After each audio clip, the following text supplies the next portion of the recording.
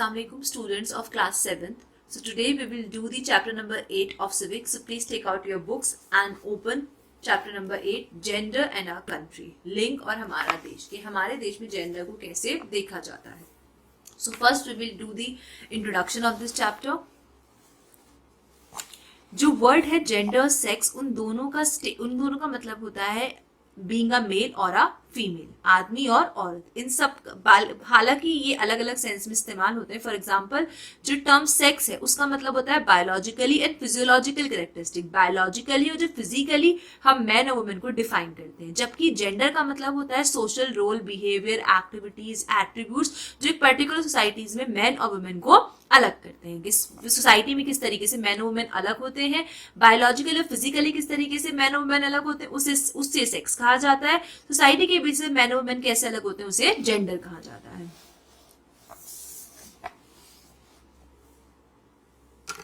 हमारी कंट्री में यूजुअली जो मेल है उसे फीमेल के ऊपर प्रेफर किया जाता है. लोग अक्सर बेटे से ज्यादा बेटी को पसंद करते हैं.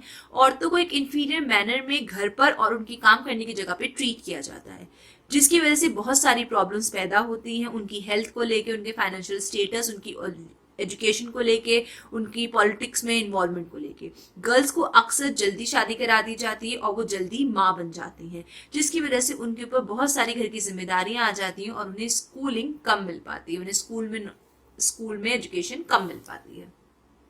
वुमेन इन हाउस होल्ड, के घर में औरतें कैसे होती हैं. जो वुमेन है इंडिया की वो बाहर भी काम करती है, घर के अंदर भी. इसी को हम डबल बर्डन कहते हैं कि उनके ऊपर डबल बोझ होता है. जो वुमेन है अर्बन और रूरल एरियाज में, गांव में और शहरों में, वो खाना बनाती हैं, कपड़े धोती हैं, घर को साफ करती हैं, बच्चों की देखभाल करती हैं, उनकी पढ़ाई की देखभाल करती हैं, साथ साथ घर के बड़ों के भी ख्याल रखती हैं. और उनके इस वर्क को बहुत ज्यादा फिजिकली डिमांडिंग होती है क्योंकि इसमें बहुत ज्यादा स्ट्रेस होता है. इस सब के अलावा वो फील्ड में, खेतों में काम करती हैं, ऑफिस में, स्कूल में, दूसरी चीजों में लगी रहती हैं. जो मैन है वो सिर्फ घर से बाहर काम करते हैं, वो घर के किसी काम में कोई भी योगदान नहीं देते. वुमेन को उनके घर के काम के लिए ना ही कोई तनख्वाह मिलती है जो वो घर पे करती हैं उनके, और साथ साथ उनके काम की ना ही कोई वैल्यू होती है और लोग उसे नजरअंदाज भी कर देते हैं.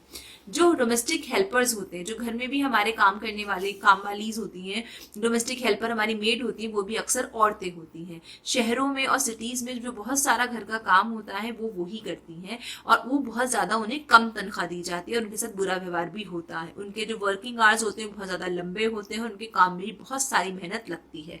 इसीलिए बहुत सारे कानून हैं जैसे कि unorganised workers social security act 2008, minimum wages act, जो इन घर में काम करने वाले लोगों के ऊपर अप्लाई होते हैं.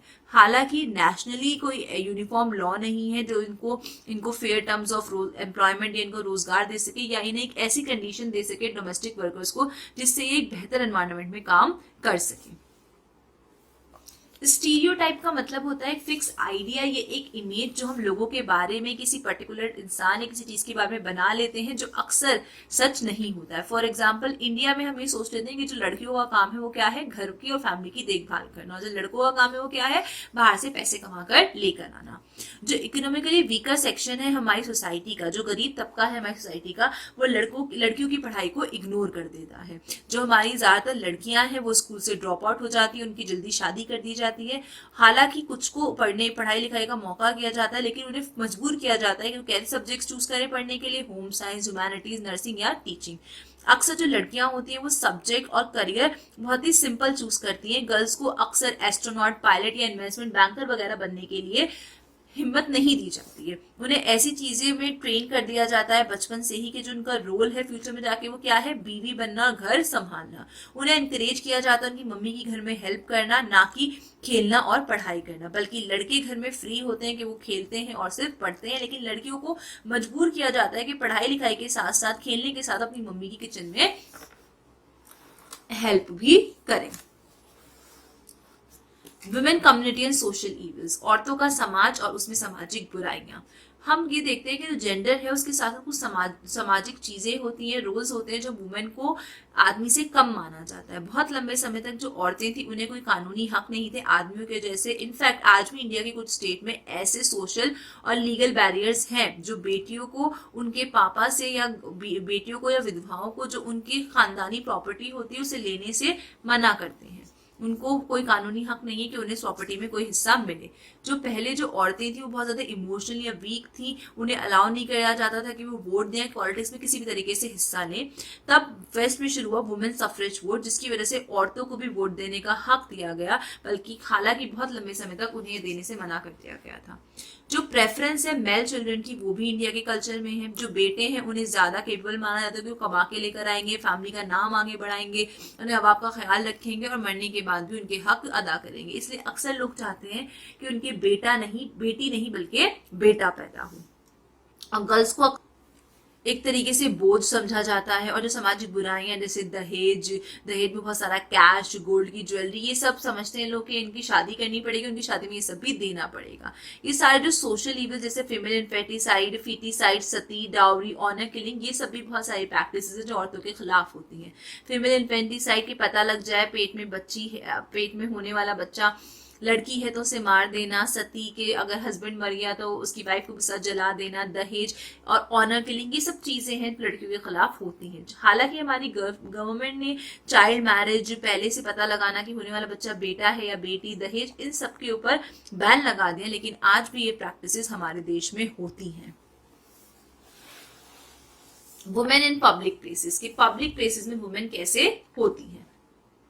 वुमेन को बहुत सारे हैरेसमेंट, शोषण, क्राइम, वायलेंस गांव और शहर दोनों या डेवलप अनडेवलप कंट्रीज में फेस करनी पड़ती है। वो हमेशा एक डर में रहती हैं कि उनके साथ कभी भी वायलेंस हो सकता है किसी पब्लिक प्लेस में, स्पेशली हमारे देश में। बहुत सारा सेक्सुअल वायलेंस होता है, जो उनके साथ शारीरिक शोषण होता है, उसमें जो आदमी है वो औरत को ही ब्लेम करता है उनके इस रवैये के लिए। लोग बिलीव करते हैं कि जो औरतें हैं वो आदमी को प्रोवोक करती हैं अलग अलग तरह के गंदे कपड़े पहनकर या रात में घूमकर, जिसकी वजह से आदमी उनके साथ गलत चीज करते हैं, जिसकी वजह से लोग उनके साथ छेड़छाड़ करते हैं, सेक्सुअल हैरेसमेंट होता है, उनका रेप होता है या मर्डर होता है। बल्कि ऐसा नहीं होता है। कभी भी कोई लेडी किसी को भी नहीं करेगी प्रोवोक कि वो उसके साथ कुछ गलत करे, बट लोग ऐसी गलत सोच रखते हैं अपने अंदर। लोग, औरतें खुद को पब्लिक प्लेसेस में, मार्केट में, क्राउडेड बस में, बस स्टॉप या रेलवे प्लेटफॉर्म से वो कहीं पे भी खुद को सेफ, सुरक्षित महसूस नहीं करती हैं, जिसकी वजह से जो उनकी फ्रीडम है घूमने की, पार्टिसिपेट करने की, स्कूल में, पब्लिक लाइफ में, वो कम हो जाती है। उनकी अलग अलग चीजें करने से उनकी एक्सेस है वो कम हो जाती है, क्योंकि उन्हें हमेशा एक डर रहता है कि उनके साथ कुछ गलत हो जाएगा, कोई उनके साथ कुछ गलत कर देगा, जिस वजह से वो चीजें नहीं कर पाती जो वो करना चाहती हैं। रोल ऑफ मीडिया, के मीडिया का इसमें क्या रोल है। जो मीडिया है वो भी एक इम्पॉर्टेंट रोल पैदा करता है, जो औरतों के खिलाफ एक स्टीरियोटाइप पैदा करता है। फॉर एग्जाम्पल, एडवर्टाइजर्स अक्सर ऐसे एडवर्टाइजमेंट दिखाते हैं जिसमें एक जेंडर स्पेसिफिक रोल दिखाते हैं। अगर खाना बनाने का कोई ऑर्डर है तो औरत ही खाना बना रही है, सफाई का कोई ऑर्डर है तो औरत ही सफाई कर रही है, कोई सब्जियां लाने का तो उसमें औरत ही कर रही है। बहुत सारी मूवीज में भी औरतों को सेकेंडरी रोल, दूसरे औहदे पे रखा जाता है, ना ही पहले। ये सारी मेरी सोसाइटी में औरत को एक स्पेसिफिक रोल में देखती है, औरत को कमतर समझती है। लेकिन धीरे धीरे जेंडर अवेयरनेस हो रही है, लोगों में अकल आ रही है कि कोई भी काम लड़का या लड़की के हिसाब से नहीं होता, बल्कि हर काम बराबर है, चाहे उसे लड़का करे या लड़की करे। तो वक्त, शिक्षा के साथ लोग कोशिशें कर रहे हैं कि मेल और फीमेल दोनों को बराबर समझा जाए। Next is role of education. Gender preference education के अंदर भी प्रेवलेंट है। लोग एजुकेशन में भी जेंडर के बेसिस से प्रेफर करते हैं। लड़कियों को कम स्कूल भेजा जाता है क्योंकि वो एक व्यू बना लेते हैं कि लड़कियों की शादी हो जाएगी, वो अपने घर का ख्याल रखेंगी और घर के काम करेंगी। उनके जो एजुकेशन एक्सपेंडिचर है, उनकी जो पढ़ाई लिखाई का खर्चा है, उसे बोझ समझा जाता है, फैमिली वाले बोझ समझते हैं। और अक्सर जो ट्रेडिशनल इंडियन सोसाइटीज होती हैं, अब लड़कियों को स्कूल भेजने के लिए अलाउ भी नहीं किया जाता। वो घर पर रहती हैं, उन्हें घर के काम कराए जाते हैं, छोटे भाई बहनों का ख्याल रखने के लिए कहा जाता है, उनको नहीं भेजा जाता स्कूल। लेकिन अब धीरे धीरे सब चीज़ें बदल रही हैं, लड़कियां ज़्यादा से ज़्यादा शिक्षा हासिल कर रही हैं। जो लिटरेसी रेट है फीमेल्स का, वो भी इंडिया में बहुत ज़्यादा पॉपुलेशन के परसेंट बढ़ता जा रहा है। 7 ईयर्स में वो बहुत ज़्यादा बढ़ चुका है कि 7 ईयर्स में ज़्यादा से ज़्यादा एज की लड़कियां अब पढ़ और लिख सकती हैं। 1961 में जहाँ से 40% मेल पढ़े लिखे थे, सिर्फ 15% फीमेल पढ़ी लिखी थी, वहीं आज मेल जो पढ़े हैं वो अब भी औरतों से ज़्यादा है, वो 82 है। लेकिन फीमेल्स की परसेंटेज में काफ़ी फर्क आ चुका है। आज फीमेल 65% इंडिया में पढ़ी लिखी है। इंडिया में 65% फीमेल्स पढ़ी हुई हैं। ये डेटा 2011 का है। आई होप कि अब तक ये डेटा और चेंज हो गया, अब ज़्यादा से ज़्यादा औरतें पढ़ी लिखी हों। एजुकेशन की वजह से हमारी लाइफ में बहुत ज़्यादा चेंजेस आए हैं। ये हमारी जो व्यूज़, नज़रिया, तो स्टीरियोटाइप्स रिमूव करने में हेल्प करी है। जो जेंडर है उसे आज हम कम वैल्यू देते हैं किसी भी एस्पेक्ट में, चाहे वो एजुकेशन हो, जॉब हो या कोई भी चीज़ हो।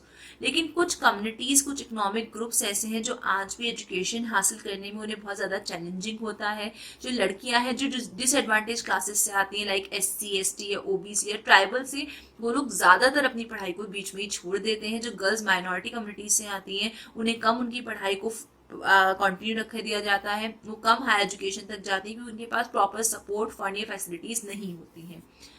स्कूल एक वो जगह है जहाँ पे जो बच्चे होते हैं वो अब ज़्यादा से ज़्यादा जल्दी इनमें सीखते हैं सोशल वैल्यू जो उनकी पूरी ज़िंदगी में उनके साथ रहती हैं। तो जब एक बच्चा स्कूल जाता है, हमारी ये जिम्मेदारी बनती है कि हम उसे करेक्ट वैल्यूज सिखाएं, उसे करेक्ट जेंडर इक्वालिटी सिखाएं। जो स्कीम है जैसे right to education, mid day meals, free books, ये सब भी बहुत इंपॉर्टेंट रोल प्ले करते हैं औरतों की एजुकेशन को एनकरेज करने में, बढ़ोतरी करने में। झुग्गी झोपड़ियों में, गाँव में या जो पिछड़े हुए इलाके हैं वहां पे आज भी ये स्ट्रगल, ये मुशक्कत चलती चली जा रही है। आज भी लड़कियों को पढ़ाना एक बहुत बड़ी परेशानी है इन सारी फैसिलिटीज देने के बावजूद भी। इक्वालिटी, कॉन्स्टिट्यूशन एंड जेंडर, जो एसेंस है इंडियन कॉन्स्टिट्यूशन का वो उसकी इक्वालिटी के अंदर है, उसकी समानता का अंदर है, जिसकी वजह से हमारी गवर्नमेंट ये हमेशा कोशिश करती है कि औरतों को समान समझा जाए, बराबर समझा जाए। हम जानते हैं कि लिंग को लेकर जो हमने एक स्टीरियोटाइप बना रखी है उसकी वजह से सामाजिक असमानता होती है, जिसकी वजह से जो लड़कियां हैं वो स्कूल, अपना करियर चूज करने में, घर पे, उन्हें सब जगह इक्वल नहीं समझा जाता। लेकिन हम कोशिश करते हैं कि अब उन्हें सब जगह इक्वल समझा जाए। हमारा कॉन्स्टिट्यूशन भी वुमेन की इक्वालिटी की बात करता है। सम गवर्नमेंट इनिशिएटिव्स, गवर्नमेंट ने क्या क्या चीजें करी फीमेल इक्वालिटी को इनिशिएट करने में, आगे बढ़ाने के लिए। एक सेपरेट मिनिस्ट्री बनाई गई है, ministry of women and child development, जो इन इश्यूज और स्कीम्स के साथ औरतों के बेटरमेंट के लिए वर्क करती है। गवर्नमेंट ने आंगनवाड़ी सेंटर्स बनाए हैं गांव के अंदर, पूरे के पूरे देश में ये सेंटर गवर्नमेंट स्पॉन्सर्ड होते हैं, जहाँ पे बच्चों की और उनकी माओ की देखभाल की जाती है। यहाँ पे 6 साल तक के बच्चों की केयर टेकर की जाती है। आर्टिकल 42 जो है इंडियन कॉन्स्टिट्यूशन का, वो इक्वालिटी ऑफ वुमेन की बात करता है। पब्लिक प्लेसेस में पार्टिसिपेशन इन पॉलिटिक्स में, public employment, reservation of seat in panchayat and parliament, और वो वुमेन एम्पावरमेंट में भी कंट्रीब्यूट करता है कि आर्टिकल 42 के हिसाब से औरतों को हर चीज का समान अवसर मिलना चाहिए। अब आता है अंडरस्टैंडिंग इनइक्वालिटी कि इनइक्वालिटी क्या होती है, असमानता क्या होती है। जेंडर इक्वालिटी इंडिया में बहुत कॉम्प्लेक्स और डाइवर्सिफाइड प्रॉब्लम है, क्योंकि ये बहुत अलग अलग तरीके से इंडिया में प्रेजेंट है, अलग अलग क्लासेस में, अलग अलग फील्ड में। इस प्रॉब्लम का जो ओरिजिन है वो है मेल ईगो। आदमी खुद को औरतों से बेहतर समझते हैं, जिस वजह से ये प्रॉब्लम पैदा होती है। इंडिया में आज भी औरतें इंडिपेंडेंट नहीं है, उन्हें एक सपोर्ट सिस्टम चाहिए होता है, चाहे वो उनका हस्बैंड हो या फैमिली। हमारी सोसाइटी औरतों को बांध कर रखना चाहती है सिर्फ घर पर, और उनकी प्राइमरी रिस्पॉन्सिबिलिटी हम मानते हैं कि सिर्फ फैमिली और घर को देखना है, और हम उनके उस काम की भी वैल्यू नहीं करते हैं, और ना ही सोसाइटी में उनकी पोजीशन को वैल्यू करते हैं। हम उनकी पोजीशन को भी आदमी से कम मानते हैं, हमेशा सोचते हैं कि औरतें आदमी से पहले है। सो इस इनइक्वालिटी की वजह से जो जेंडर इनइक्वालिटी है वो बढ़ती चली जाती है।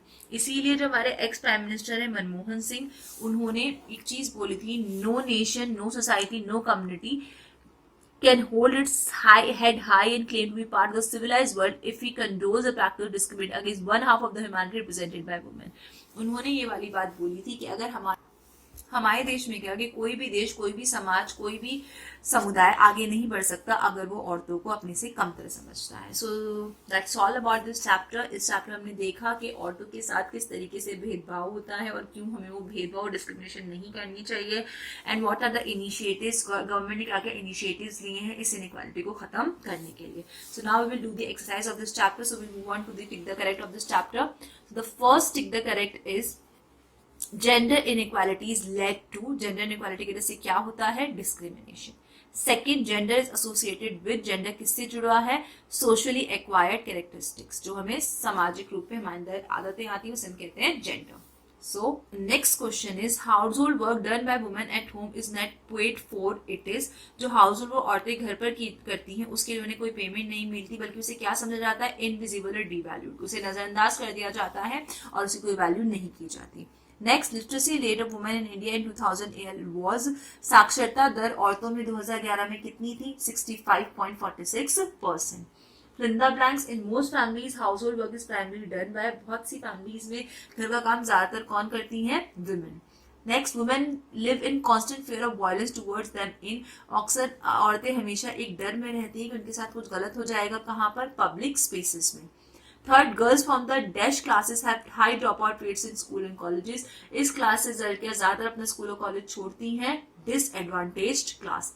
Dash equality leads social economic development of the whole nation. सामाजिक और आर्थिक विकास हमारे देश में तभी हो सकता है हम किस समानता पे ध्यान दें? Gender equality. So now we will do the one word of this chapter.